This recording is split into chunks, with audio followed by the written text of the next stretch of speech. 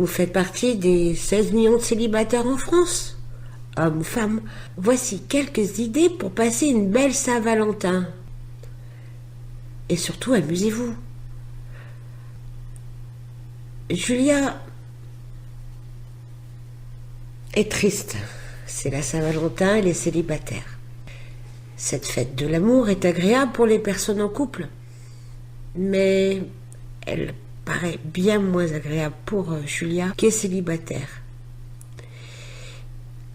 En plus, elle vient de se séparer de celui qu'elle aime. Julia se sent stressée, très très seule pour la Saint-Valentin. Alors,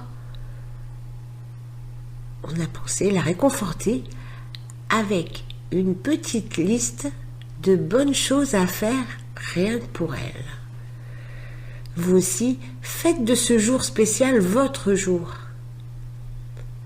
En premier, aimez-vous.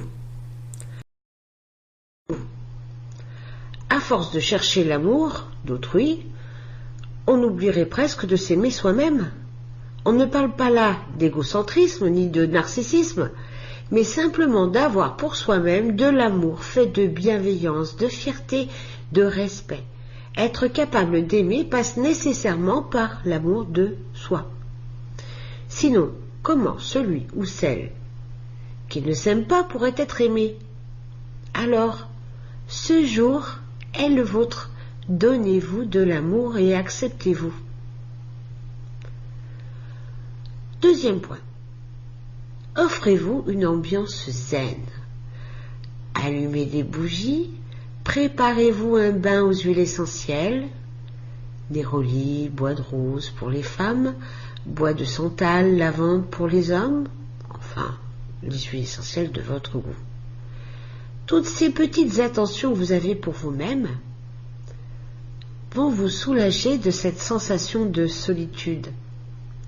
Vous n'êtes pas seul, vous êtes avec vous-même, entouré de votre bienveillance.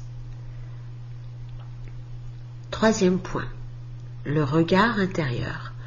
Profitez de ce moment en face à face avec vous-même pour faire votre introspection intérieure. Pensez aux gens qui vous aiment, famille, amis, ou qui vous ont aimé. Souvenez-vous de ce que vous ressentiez alors. Laissez-vous griser par ce sentiment d'être aimé que vous avez connu, que vous connaissez et que vous connaîtrez encore. Offrez-vous un relooking. Allez, c'est le jour pour changer de tête, de look vestimentaire. En plus, ce sont les soldes. Prenez rendez-vous avec votre coiffeur, esthéticienne et repensez votre style. Ce jour est le vôtre. Osez. Cinquième point. Le lâcher-prise. Un bon compagnon pour ce jour spécial, pour vous guider dans le lâcher-prise, l'amour de soi, est un bon livre. Par exemple, Passeur de vie, Jacques Salomé, L'alchimie des émotions de Tara Bennett Coleman, parmi d'autres. Sixième point. La détente et le bien-être. Détendez-vous, changez-vous les idées, procurez-vous une bonne bande dessinée hilarante, un bouquin à l'eau de rose, un bon policier, un film, bref, tout ce que vous aimez, tout ce que vous aimez lire ou voir sera de bonne compagnie. Vous vous évadez, vous relâchez et cela vous fait un bien fou. Les rencontres par affinité.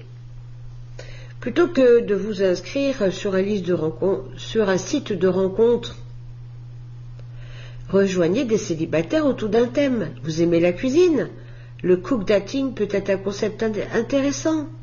Découvrez ces cours de cuisine entre célibataires. Vous apprendrez à cuisiner des entrées, plats et desserts en toute convivialité et surtout en bonne compagnie. Vous discuterez, échangerez lors des dégustations de vos mets, de charmants moments passés ensemble et plus si affinité. Bien entendu, il existe de nombreuses possibilités de rencontres par affinité, culturelles, sportives, il y en a pour tous les goûts et forcément pour vous. 8. De la patience. Tenez bon, Ne cherchez pas l'amour à tout prix, l'amour le vrai ne peut pas se trouver à l'intérieur d'une boîte de chocolat, d'un bijou ou d'un parfum. Il est le résultat du temps, du hasard, de patience et d'effort. Vous avez encore des doutes? Alors, louez un film, The Valentine's Day. Si vous restez sceptique, prenez rendez-vous avec ce film au casting époustouflant. Cette comédie romantique vous révélera bien des surprises.